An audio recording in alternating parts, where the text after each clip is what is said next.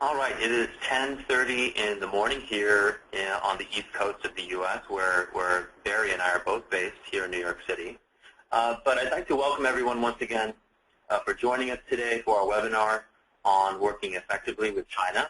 Our presenter, Barry Spalding, will be speaking about the topic of today, Working Effectively with China. And over the next 60 minutes, he'll take us through an exploration of some very critical Chinese business values and cultural values and how they impact the way that we work with China ourselves, along with some very practical advice that we can start to incorporate into our daily work activities to ensure successful interactions. Before we start, I do want to review a few housekeeping items. I'd like to really briefly familiarize you with all of the GoToWebinar platform functionality that we're using today. We have a large number of callers, so your phones have been muted to reduce background noise. We do want to encourage participation, so you can ask questions at any time using the questions area in the GoToWebinar panel on the right-hand side of your screen. There will be a point at the end of our session. We will leave time to respond to those questions, so please go ahead and send your thoughts, your questions, and comments at any point during our session today. There will be also a poll that we'll ask you to respond to, so please go ahead and respond to that as soon as we project that a bit later. And also the presentation will be available in addition to a recording of this webinar shortly after our session, later on this week actually, via email. And in that email we'll also provide temporary free access to our Working with China e-learning module. So look for that in your inboxes later this week. A word on RW3 Culture Wizard. We were founded back in 2001 by Michael Schell and Charlene Solomon, who bring over 30 years of experience to the table with cultural training, with global talent development, also with global mobility. And we serve over 100 global organizations today with instructor-led training, but also with our flagship online learning platform, which you may know about, which is called Culture Wizard. And through Culture Wizard, we support our clients in developing some of the really critical competencies that global professionals need today to be effective doing business around the world, across cultures, global leadership, global team building, virtual teaming. We address a number of topics through the Culture Wizard learning platform. So I do encourage you, if you do work for an organization that has Culture Wizard, I do encourage you to access that, and we'll provide a brief bit of information on how you can find that resource at the very end of our session today. So with that, I'd like to go ahead and let Barry begin. Barry, why don't you go ahead and start? Great. Sean, thank you. And thank you all very much for joining us today for a bit of a deeper dive into working effectively with China. You'll see my background here. I've had more than 30 years experience with China, and I thought a lot about the challenges I faced during those 30 years, running a bank office in China, heading Chase Bank's New York China division, where we actively assisted our clients in negotiating many of the early joint ventures in China, in setting up a sister state relationship between New York and Jiangsu, in the continual training and coaching that I've had over the past 15 years, working with both Westerners operating in a Chinese environment and increasingly here on the East Coast, Chinese executives who are coming to the U.S. For 1 or 2 years, where I work with them in a more deeper coaching capacity. And some of the challenges that I found significant as I've worked with China have included marketing, where there was a big difference in terms of how trust was extended, the credibility one has going into a marketing relationship, and client service expectations. In management, where I found significant differences in expectations from the people I managed in China. In managing a bicultural team of Chinese and Westerners, where there were significant communication issues with how information was given, information issues around feedback. And lastly, at the individual level, where I continually see in my coaching practice here some differences in terms of how ideas are expressed in meetings, how one moves across a matrix or a hierarchy, and some of the challenges that come up, if you are Chinese, and issues around debate and pushback in the workplace. And so with that, I've sort of designed today to focus on challenges and some keys to perhaps unlocking and understanding them. And my goals are essentially to increase your awareness of Chinese culture's key values and begin to understand some of the impact that that has on business behaviors, to allow you to begin to think about your preferences in the workplace or the values that exist that impact the workplace in your home country, and begin to compare and contrast those with Chinese values. And in doing so, identify what I would call cultural gaps in work styles.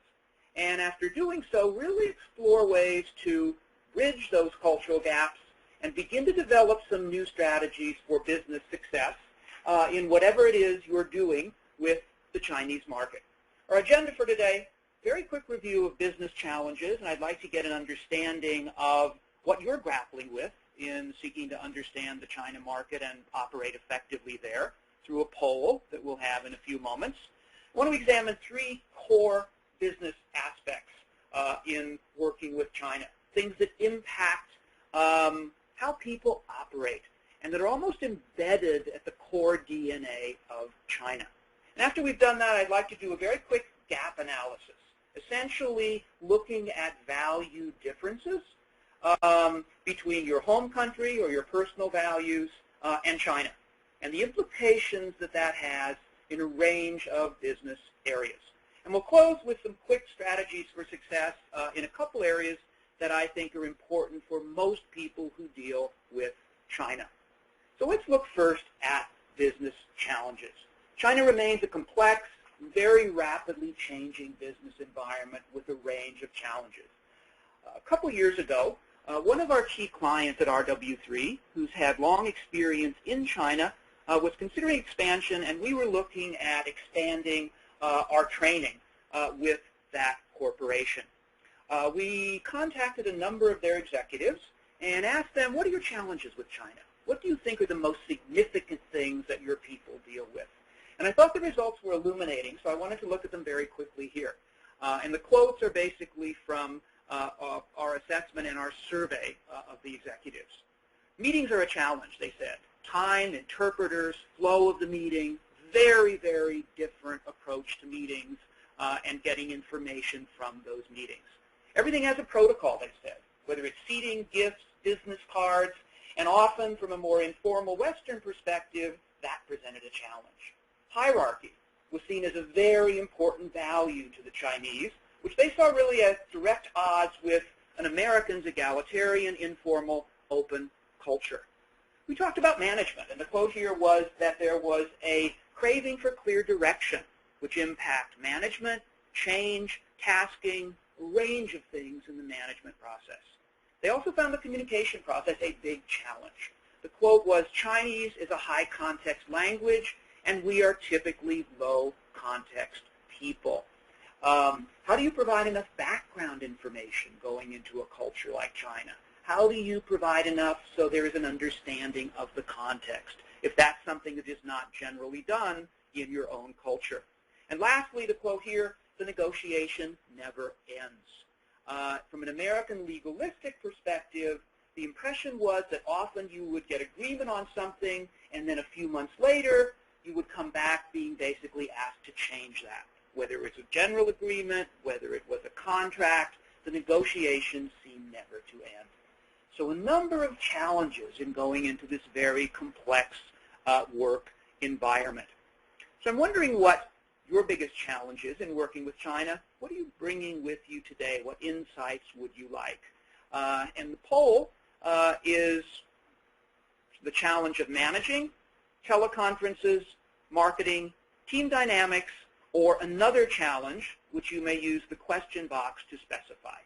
So I'd like everyone to take the poll, if you could please, and we'll look at the results.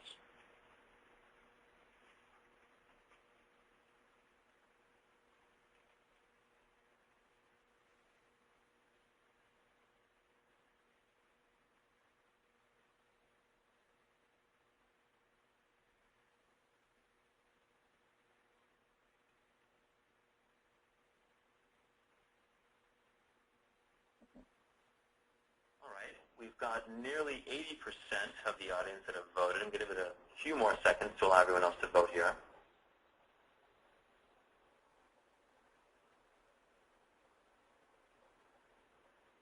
All right, so why don't we go ahead and close the poll, and let me read out what the responses are here. Barry, it looks like team dynamics are the most challenging aspect of working with the Chinese. The percentage there is 38%. 38% of folks here today find team dynamics to be the most challenging aspect of working with the Chinese. After that, a close second, 31% say that teleconferences are challenging. And then beyond, 18% find management of Chinese or managing within the Chinese workplace difficult. Marketing at 6%. And then we have a few others. So let me go ahead and take a look at the questions area to see what people have submitted. 7% found that there are some other challenges, some of which are decision-making, email communication, language, and other verbal communication. Tina here has written that she has a challenge with information constantly changing. For example, 5 names for one thing.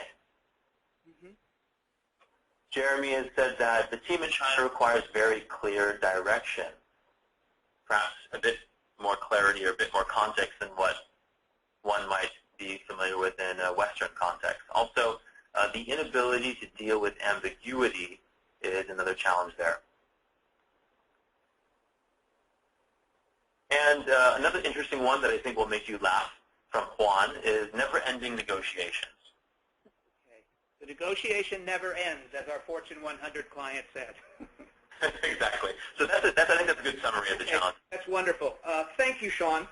So again, team dynamics, pretty complex one, but as we go through the webinar, I'd like you to pay attention to some of the differences in the concept of relationship, trust levels, and communication norms, because I think those 3 factors are going to play heavily into team dynamics. And looking at teleconferences, we will touch on that very briefly when we look at communication differences. My own sense, and I hear this from many, many companies, I also hear it when I train in China, teleconferences are one of the toughest forms of communication. You often have to add a whole cultural perspective to laying out a teleconference to make it more effective if you are going from west to east or east to west and incorporating both cultures. So before we begin to look at the key aspects of working with China, just some foundational work. Those of you who operate globally know that cross-cultural challenges are everywhere. But I think it's important to remember, especially if we're going from a Western to a non-Western culture like China, the challenge is that we are likely to seriously misinterpret a business situation if we evaluate it in terms of our own values, expectations, and behaviors. So critical challenge, something that we need to be aware of, because in a sense we see the world not as it is, but as we are conditioned to see it, as Stephen Covey says. So understanding our own patterning in our culture, our own preferences, the whole idea that we wear a lens which leads us to see something in a certain way. And in order to operate effectively, we've got to have enough self-knowledge to know what those preferences and what that lens leads us to see, but also do enough due diligence about the other cultures so we can hypothetically imagine what the perspective of the person in the other culture, in this case China, sees. And that essentially if we have a misunderstanding around a behavior, a miscommunication, it's not so much the fault that's at the behavioral level, it's often due to a crash or a clash at the values or assumptions level. So again, today we're going to be doing at least the beginning of a due diligence approach to understanding some of the values and assumptions you may be carrying with you into China, and a look at some of the deep values and assumptions that may guide behaviors in China. So you understand where that crash may be occurring and be able to change behaviors or interpretation accordingly. So let's go deep to the foundational level and look at 3 core aspects of working with China.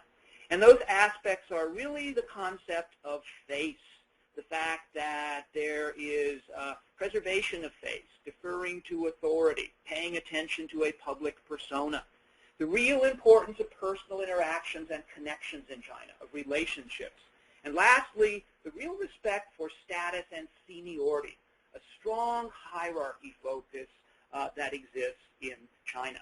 And again, I would call these probably the three most important aspects of working with China. They're foundational, and they go back an awfully long way in the culture. So let's look first at hierarchy. Going back 2,500 years to when Confucius and many other Chinese philosophers wrote, we begin to see that the foundations of sort of Western thinking and Chinese thinking are very different. Confucius wrote at the same time that the Greek philosophers were writing, and they wrote about the polis and the individual and all of those things that are sort of encoded in our DNA as Westerners. Confucius looked at the perfect society in a very different way, though, than the Greeks. And from his philosophy, the political, moral, social underpinnings of Chinese society emerged. And he basically believed that you needed to focus on relationships. And that if you did so, if you could sort of codify how individuals behaved in relationships, illuminate their roles, their responsibilities, you would have a perfect society. And so Confucian society was based very strongly on relationships. They were ritualized by protocol. And it's why today you often see stronger protocol and etiquette norms in China. People were educated to understand their responsibilities and roles. And if you look at the 5 classic Confucian relationships here, you see one, most of them are centered in the family, showing it as the very strong center of Chinese society. But all of them are hierarchical, even friend to friend, where the older person would have higher status. So hierarchy has been baked into Chinese society for a very long period of time. Confucianism also sought to preserve harmony.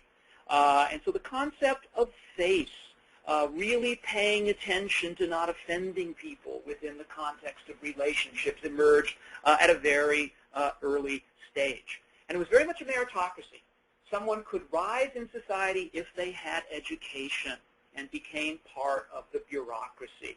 And so you see in Confucianism this very strong focus on education and self-cultivation as a method of rising in society. So strong, strong, strong hierarchy, perspective, and focus on relationships. And again, this focus on relationships carries forward to today. The Chinese call this relationship network guanxi, networking, network, but much, much deeper than the American or general Western conception of relationship network. And in looking at this graphic, you see a hypothetical person at the center of these circles. Around them is the extended family, the people they would turn first to in terms of getting aid, support, strong, strong supportive relationships. And around them, the yellow is the guanxi network, a vast range of associates, whether it's grade school classmates, colleagues, ex-colleagues, family, friends. But again, the idea is that these relationships support people. These are the people you turn to if you want something done. And there's a very strong line between this insider network of family and associates and the outsiders. Very difficult to come into this traditionally. Traditionally, business in China was done when an outsider came into the interior, into the associates network, usually through introduction from someone who gave them credibility. So there's some deep implications for building trust, a culture that doesn't really extend trust as quickly as many other cultures do. For credibility, you've got to build it if you're an outsider, and that may be a long process unless someone can introduce you who is known on the inside. Strong focus then on personal connections and maintaining them. And the merging of personal and professional, because most of these people are considered friends, and the personal and professional mix in a really big way. China's first sociologist, Lin Yutang, talked about the network on the inside here. And he wrote that it was governed by 3 F's. Face, because people were so concerned about face within it. Fate, because he thought China was a quite fatalistic culture. But also favors. People traded favors extensively within this network. And so the idea of someone doing you a favor and you repaying it, quid pro quo, was a very, very strong value that operated within the network.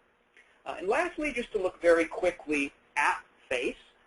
Face comes out of group cultures, and it's a strong focus on paying attention to the public persona, how others see you. And it comes out of this focus of Confucianism of preserving harmony and avoiding shame, of following your role, paying attention to your responsibilities. And so face, in a sense, is strong concern for how you appear in public, your public persona. And there are 2 faces really to pay attention to in Chinese culture, yours and others. So you protect yours by not making mistakes, by doing the accepted thing. You protect others by not doing something that would embarrass or shame them. So it results in an interesting impact on the communication process. The real need to understand who is speaking. Often in a situation, saying the appropriate thing may not convey the whole truth. That may be the public persona talking.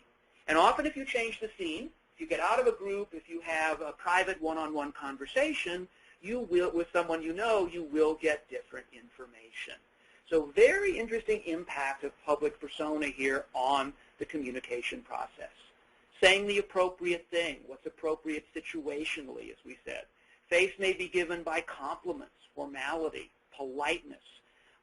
It impacts the communication system, again, often through ambiguity or through saying no directly to preserve someone's face or not embarrass them. Much more indirect communication style, and many times the words may be ambiguous, but nonverbals will be important. Picking up on eye contact patterns, picking up on facial changes as the person communicates, and by context, by more frequent sharing of information so the background is known, you may not have to be as direct. And obviously face is protected by any sort of criticism done in private and not in a group setting unless you really want to send a very strong shaming message to that person. So 3 very deep aspects of Chinese values that impact doing business there. So let's jump to the modern world. Let's look at some of the values that exist today in China and compare and contrast them with some of the values that exist in the U.S. and some of the other countries of attendees on today's webinar. The gap analysis I refer to is based on the most recent results of sociological and anthropological studies of culture that we've incorporated in Culture Wizard.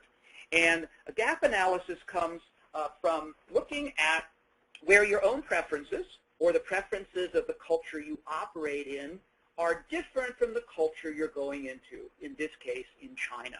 For those of you on the call who have access to Culture Wizard, a quick way to do this is by taking the Cultural Calculator Assessment, and it will produce a report that looks like this.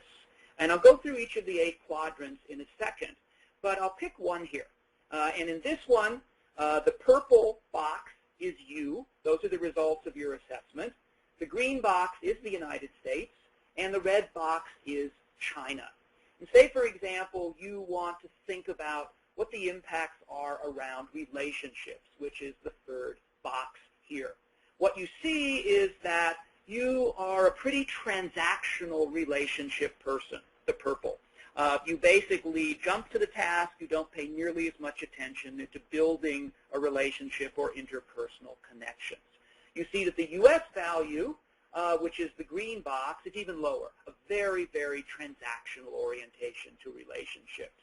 And when we look at China, which is the orange, we see it as an intensely interpersonal, relationship-oriented culture. What are some of the implications? If you've done this, if you have Culture Wizard, you're able basically to click the analysis box, and it will bring up a whole range of things to think about because of the gap between you and China in this case. So this is basically gap analysis. I looked actually at, again, a report, a cultural calculator, and my values, again, are the purple. The U.S. is the green, and China is the orange. So walking quickly through the for the 8, I'll give you an introduction of basically what they are and where the gaps are, in this case, between the U.S. and China. We look at the first, which is hierarchy. U.S., very egalitarian culture. You see the green. China, quite high in terms of its hierarchical orientation. Not a surprise when you look at the impact of Confucianism and the cultural DNA for hierarchy that goes back so far. The next looks at individualism versus group orientation, whether cultures are more focused on the individual or more focused on the group. And when we look at this, we see a huge gap. The U.S. is the most individualist culture in the world, if you look at the studies. China is one of the most group-oriented. So some significant differences to think of here around team dynamics, individual empowerment, individual expression, number of results from this gap. The next is relationships, and as we saw already, the U.S. is very transactionally oriented. China is one of the higher relationship-focused countries in the world. So the impact of the gap here, very large in terms of the need to build interpersonal relationships if you're going into China. The fact that trust will probably be extended at a much slower level going into China. Looking at communication, we see the U.S. is a relatively direct communication culture. China is a relatively indirect communication culture. And we'll talk about that later because there are significant impacts into questioning modes, teleconferences, how much people volunteer in terms of information. Looking at time, and here the difference is between cultures which are much more fluid, they take things as they come up, or more controlled time cultures where scheduling, punctuality is very important. The U.S., as you see here, the green, is very controlled time culture. China's a bit in the middle between fluid and controlled culture. So the impact is that there is probably less focus on deadlines. People will take things more as they come up. And you'll probably have to consider a different approach to timelines if you're scheduling projects in China than would be the case in the U.S. Control, which is how much a culture believes they have internal control or how much they're impacted by externals. You see that the U.S. belief in green, strong internal control. And this is a proxy for risk. We can control most things. We can mitigate risk. China is a bit lower, a bit more external control in its cultural orientation, which means that probably there is less acceptance of risk. You're going to probably need more context, background, details in order to get buy-in to change and risk. Around formality, you see the U.S. in green as a relatively informal culture, China higher on the formality scale. Pretty formal culture where you would expect protocol and etiquette to be stronger, scripting to be stronger. Again, not a surprise when you look at Confucianism and some of the cultural DNA around the fact that relationships are smooth by having protocol and etiquette. And lastly, a very interesting one, the whole idea of what motivates people in a culture. Is it high status or is it a balance of work and life? And here you see the U.S. and China are both high status, high achievement cultures. Some interesting implications for HR and companies that have gone to China. You really need to focus on rewarding of achievement. There are often many more promotions as people move up in corporations in China. You have to recognize achievement in a fairly strong way with money, with promotion, with status if you're going to keep people. And retention has historically been a big issue for foreign corporations in China.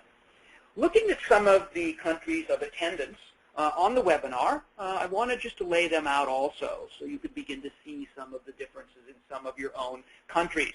And I've used something on Culture Wizard, and for those of you that have Culture Wizard, the Global Teams tool allows you to take your results, and if you're working on a multicultural team, compare it with the norms of those countries.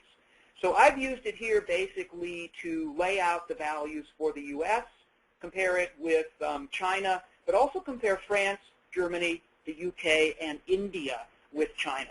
I've chosen to put China in red so it stands out, but what you see here very quickly is some significant differences around group and relationships when you compare China to the other cultures, and also some real differences at the communication level, levels of directness and indirectness when you compare it with the other cultures. So with that, I'd like to look at three of these that I consider very important really in understanding China. And the first one is hierarchy. And I've turned the graphs here on their side. So again, it's a spectrum, which I think really illustrates the magnitude of the gap perhaps in a better way. And when we look at hierarchy, on the left-hand side of our spectrum, we find that leadership is generally much more authoritative and hands-on. Respect for authority. Often people don't speak up as much because it's the leader that speaks, the leader that often leads the meetings. There's a real expectation for deference and respect for superiors. Whereas on the right-hand side, leadership is more participative, coach-like. There's an emphasis on equality and the expectation that anyone can speak up in a meeting or a teleconference if they have something to contribute, not necessarily based on hierarchy. And often the perks of position are really downplayed in egalitarian cultures. Looking at the spectrum of countries that we have on the call today, what we see is interesting. We see that if you're from Germany, if you're from India, you probably understand this hierarchical orientation because you're a fairly hierarchical culture yourself. But for Scandinavian countries and the U.S. that are far on the egalitarian side, and most Western European countries, here we see the UK and France in the middle, you are going to have a stronger egalitarian orientation. So one really needs to think what that means in terms of management, meetings, teleconferences, credibility, when one goes into a culture like China and one comes from the right side of this spectrum. Much greater need to know your role, your status, your credibility. This is first demonstrated in the standard Chinese two-handed business card exchange, but you immediately see someone's title. And then you begin to talk about how long the person has worked with the company, what they've done, and really begin to parse where that person is in the hierarchy, and they do the same for you. Implications for teleconferences. You may not get as much feedback. The bosses in the room, subordinates may not speak up. So some real implications for brainstorming, which is used a lot more in egalitarian cultures, and for teleconferences, because many times those cultures take brainstorming expectations and transfer it to the telephone. Even more difficult if you come from a high hierarchy culture. Communicating across a matrix organization is often difficult, and I see this with Chinese that I coach in the U.S. How do I reach out to someone when I don't know exactly how they stand hierarchically in relation to me? Often a need for much more information, expectations around agendas, and a good takeaway for a teleconference, a fairly detailed agenda will be very helpful in terms of getting people to participate. And who communicates with whom? So often in our own organizations, if they are more egalitarian, we tend to go to our peers in the Chinese organization and expect them to come back to us with information.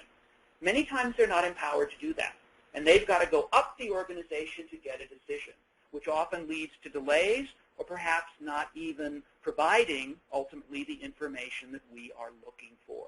So how you interact in the hierarchy and who's responsible for decision making is important to think about when you look at the difference in hierarchy norms between cultures here. Looking at relationships, we saw, again, strong focus in Chinese culture, a much, much more interpersonal, relationship-oriented culture. I once had a Chinese person say to me, relationships are the secret to my success. They're basically my money in the bank. And business relationships tend to evolve from a very low trust level. Personal and professional mix. What matters is not just the task at hand, but knowing each other as a person, and often this is enhanced through face-to-face meetings. Transactional cultures jump to the task. There's quick engagement in business. Often you have a strong legal structure to support you, and often you can do business virtually, on the telephone, over the internet, much, much more easily. You don't need face-to-face interaction nearly as much as interpersonal cultures. And what we see here is that China is quite far over in terms of its focus on relationships. The U.S. is a very strongly transactional culture. You see UK and Germany a bit in the middle. Even India and France, which are pretty strongly relationship-oriented, according to most recent studies, are not quite as far over in terms of the level of interpersonalness that you see with China. Some of the implications then. Expect slower business development. You're probably going to have to build trust if you don't know this person or if you're just getting involved in the business situation. And often a way to build that trust is through introductions. Basically having someone who may know the Chinese on your team introduce you, having someone from above who may have been involved in the business situation before you introduce you, that often can jumpstart the credibility. And if you think back to the graphic of outsiders and insiders, these introductions essentially pull you into the inside in a quicker way. You'll probably also need to spend more time on your personal network, on your connections, whether it's dining, whether it's adding personal things to emails, whether it's supplementing your virtual communication with telephone conversations. That personal touch, that personal connection is going to be more important than in most other cultures. And again, expect the personal and professional to blur much more. Who you are as a person, important, and just as important as who you are as a professional. And the last one we'll look at is communication, and just the level of directness and indirectness here. China is a relatively indirect communication culture, so you can expect that messages are going to be more subtle, tactful, more nonverbal cues. There will be some real issues often around yes or no. Yes may be yes, I hear you, not that I agree. May also be yes, I'm saying yes because I can't say no to you here in this situation. And often there will be an indirect no that may be harder to parse. That could be difficult, highly ambiguous, but probably an indirect no in an indirect communication culture like China. There will be much more of a need for shared background and context that China shares with other indirect communication cultures. So more frequent exchange of information is probably important. And face, focusing on harmony, avoiding embarrassment, will impact the communication process. And there often is less questioning or debate to preserve this harmony. And again, the public persona is important to think about here. Is this person saying something? Is it inhibited by the situation? And do I need to take them to have a one-on-one discussion about it if I want to get more information? On the direct communication side, more direct, straightforward messages, fewer nonverbal cues, very strong focus on yes-no questioning, where yes is affirmative and no is a definite negative. You're focusing much more on the information, less the context, but part and parcel of that information-based communication is the ability to ask questions. Many of you who have operated in China find that often you don't get nearly as many questions. So another reason to think about giving more background, giving more context as you communicate. Looking at other cultures here, you find India, even more indirect than China. But looking at the other cultures, they all tend towards the direct side. And so the communication norms that work in these more direct communication cultures often have to be changed in going to an indirect one like China. Looking at Chinese communication style, as we said, it is much more implicit. It is much more indirect. How something is said, what is not said, can often be as important as what is said. And you often share much more background and context, so you don't need to communicate as directly. Chinese culture is listening-centered. Chinese kids are taught from a pretty early age, 听话, which in Chinese means to listen. Listening preserves harmony. Many times in a meeting, people feel their role or where they are in the hierarchy means they're not supposed to speak up. They basically are supposed to listen. But the focus on listening also implies a responsibility to interpret. So from a Chinese perspective, there's an expectation that even though the communication may be more indirect, really active listening can allow the listener to interpret. Also much more polite and formal in the communication style, preserving harmony, humility where people may downgrade their own achievements, deflection of compliments. When you compliment a Chinese, it's often no, no, no, no. And something I'll call the offer-decline ritual, which means that if you're offered something, a gift, a dinner, a compliment, you almost always are expected to decline it.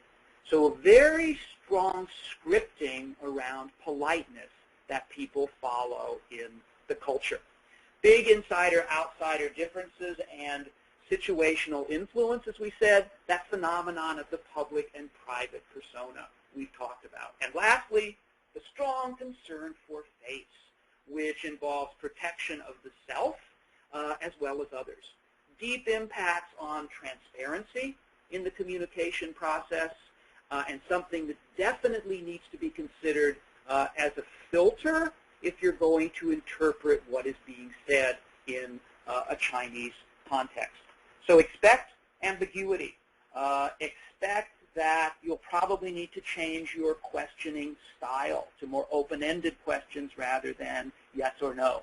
Expect the need for more context or background, and really pay attention, do a little due diligence around the scripts that prevail in the more polite, more formal Chinese culture.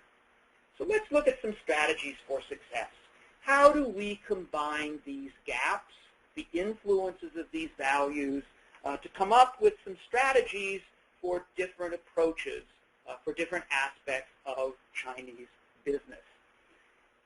Use the gaps, use the values to really plan your approach. I find it's often useful if one steps back, sort of pull oneself out of one's own perspective to ask some core questions around each of these values.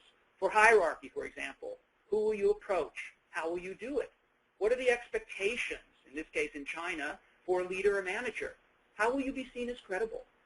Range of questions to ask for communication. How do you phrase questions or proposals? What is questioning like? How much background is necessary? What do you need to consider to interpret correctly? For group and individual, how do you approach decision making? How's individual empowerment seen, and what should I expect? What's the impact of public versus private persona in terms of getting information? For relationships, how much trust do I need to establish up front? How much personal information do I need to volunteer? How often do I need to connect or touch base with that person? For formality, what forms of interaction are preferred? How is respect shown? What are scripts? How do you reach agreement on a sense of urgency around time gap that we saw? In looking at control, the proxy for risk, how will you approach change and risk? What aids in buy-in?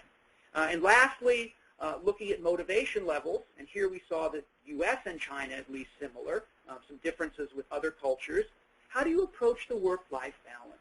What animates people? What motivates people in the workplace?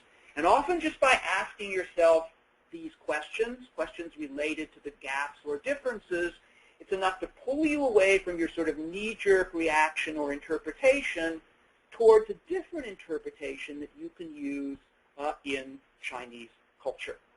So some strategies for success in management. Strong impact, as we've seen, by hierarchy, by time, by relationship and motivation differences. So some strategies: anticipate a need for directive management, more detailed job descriptions, tasking, providing a range of information up front. The mentoring boss, the boss that takes care of his employees, is a strong Confucian model. So win respect and loyalty by mentoring your employees. Check in frequently. Provide the context. Provide the background. Make sure things are moving as they should. Pay attention to the expectation of your subordinates, but also your credibility and status. A boss is seen much more as a content expert, not only in Chinese culture, but in Asian cultures in general. So making sure that you understand the expectation of subordinates goes a long way to ensure success really as a manager. Know that there's strong title consciousness. Make sure that your title is appropriate for doing what you need to do in China, but also know that recognition through promotion and title is a strong motivator in Chinese culture. And lastly, anticipate that there may be a model for a much more leader-directed meeting. This also impacts teleconferences also, where a leader may need to moderate much more. You may need to send what's expected, contact people one-on-one, a range of other things to ensure a more successful teleconference. For marketing, strongly influenced by the differences we've seen in relationship, group, communication, and hierarchy. So anticipate a real mix of personal and business. If you're in China, that's going to be socialization, karaoke, dining.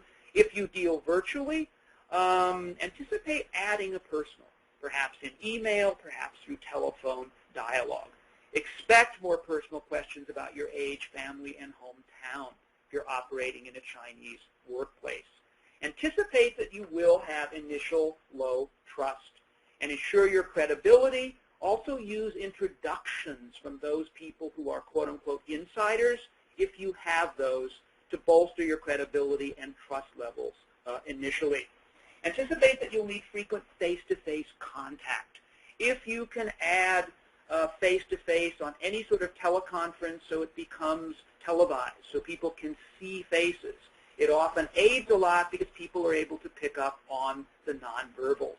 Checking in will be important, both to ensure things operate in a timely fashion, but also to provide more context on an ongoing basis.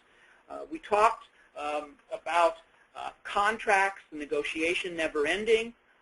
Yes, you will have a contract, but expect there probably will be ongoing negotiation. And price will be important. Anticipate a haggling tradition, which is deeply rooted in Chinese culture. And again, to protect face, strive for win-win outcomes so that everyone retains face. Last one, communication.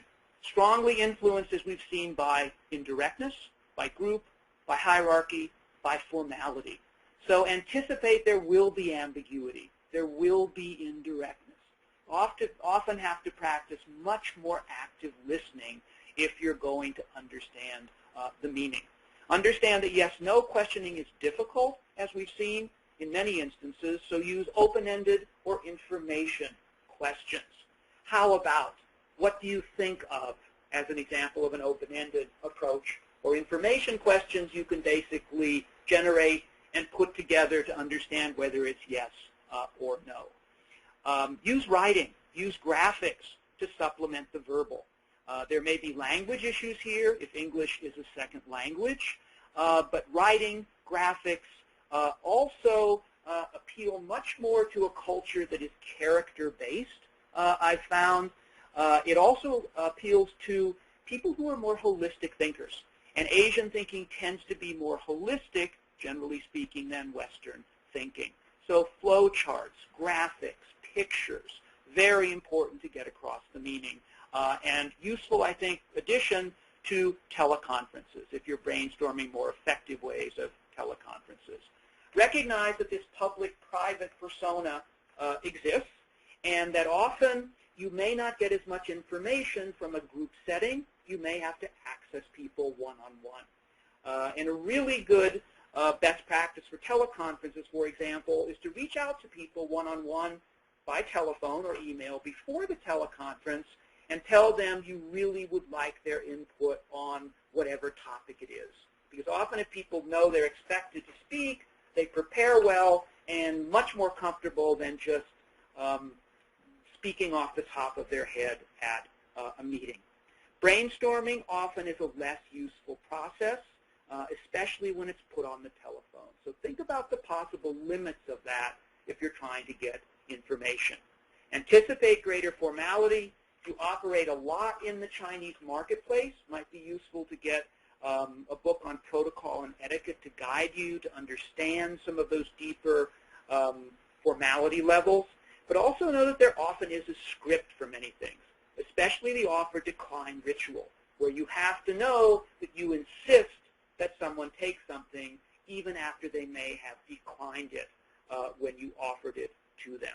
Avoiding confrontational language, paying attention to face by not openly criticizing someone, and often using an intermediary, a middle person who could deliver a difficult message so you don't have to do that face-to-face in what potentially could be a face-losing situation. And lastly, understand that getting buy-in, approaching change, often needs much more context, much more background to understand and accept, and that also models and precedent will aid you a lot in getting buy-in or getting people to accept change. So how will you apply this? Before we open the floor to questions and comments, I'd like you to just think for a moment your takeaways from today. What's your top learning about China? What have you learned about yourself and what you might be taking into a Chinese work situation that may not be the best behavior or the best evaluation? And what's the top thing you're going to do differently based on the information we've talked about today? If you're taking notes, just write down these things. Often useful to go back and reflect. If you've had an insight, I'd encourage you to type it in the question box and send it in. And we can look at those when we turn to questions. And so with that, I would like to open the floor for comments, for questions. And thanks so much for your attention for the past 45 minutes. Thank you, Barry. That's been so fascinating to hear how culture informs the way the Chinese business place works, how people behave in the workplace in China. We've already got a few questions that have come through during the course of the webinar. So I'd like to start with this one. How can we understand if we're getting the truth or the appropriate, in quotations, answer when responses are provided in front of colleagues that are translating for managers? That's a tough one because you perhaps got two disconnects in the communication process to think about. You've got a possible disconnect around the translation, and that translation may be done in a way to please higher ups. You've also then got a possible disconnect just around what is appropriate and what not if the higher ups are there. Probably the only way to really understand that is to either check with people in the organization who might not even be in that group, if you can go back to get more of a contextual approach from people who might not be in the room or might not be in that situation, or to take someone who might be in that situation, but if you know them well, go out for a beer, go out for a one-on-one, and just have a general open-ended discussion of that message. And again, it may be different if you have changed the situation. So using an intermediary, someone else in the organization, or one-on-one would probably be the best and only ways that you could begin to understand, whether it is the truth or not. Great, thanks for that response. One of the top learnings here, I want to just read aloud so that people can hear, from Alexandra, is that for her the the best takeaway was the point about providing more context and more information to her Chinese colleagues in order to equip them with the context that they need to do a good job. I think that was pretty insightful there. Good. Thank you, Alexandra. Now, any other questions, thoughts, comments? I do have another question here. What would the protection of face approach mean in terms of integrity and ensuring that problems are actively surfaced, for example, in a lean corporate environment? Very good question. Lean is being put on the ground in China, and it's an interesting question just around integrity. At the integrity level, often there is a protection of face at a deeply psychological level that will make people cover up, not publicly admit to something. If you look at the SARS epidemic in China, it was a really interesting example of this. At the highest levels, the Minister of Health, the Mayor of Beijing, there was public denial that SARS even existed because of the deep fear of impact on face and how they were governing if you had this problem surfacing in Beijing. Ultimately, they were purged, but face has a deep impact on transparency. If you look at taking this down to a sort of lean approach, surfacing problems, I think it's been rolled out in China in a way that looks at process problems, not individual problems. So when you're turning up a problem, it is in the process, it's in the whole. It's not necessarily something that you are doing. So you can divorce, in a sense, your personal face from a sort of lean approach of surfacing problems here. That's wonderful. Thank you. I have an interesting question from Caroline. Can you also address the role of women in China? Caroline thinks it's important not only for the women listening, but also for the men who will be accompanying them. Any thoughts on the role of women? I really appreciate that question. It's something that was definitely put into Chinese culture through Confucianism. And if you remember the 5 relationships, husband to wife was definitely a subservient role. Other Confucian cultures are still grappling with equality for women. That includes Japan and Korea. China made a huge change in the 20th century. Firstly, through sort of trying to modernize China, rights for women became talked about in the early 20th century. And Madame Sun Yat-sen, Madame Chiang Kai-shek, U.S. educated in college and went back really championing sort of equality for women.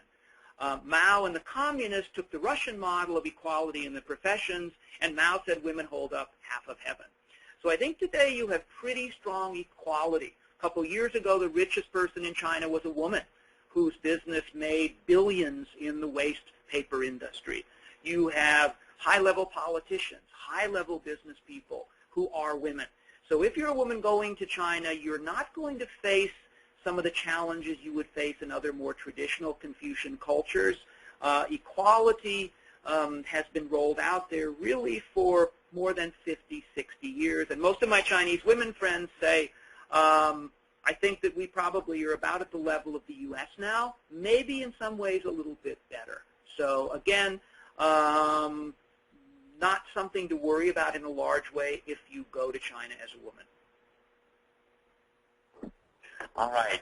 Another question here that is covering some ground we haven't looked at in the hours that we've had. Could you share some insights around working in rural areas in China, particularly visiting areas in which there's quite a large language barrier, or, for example, visiting farming communities or mining communities outside of the kind of large cities that we all talk about quite frequently? Sure. Couple insights, and I've traveled extensively in rural areas in China. Again, large gaps in language. It's the urban school districts that are teaching English at a relatively young age. That is less common as you go further afield in China. So having a translator, making sure that there is someone who is able to speak Chinese, probably useful.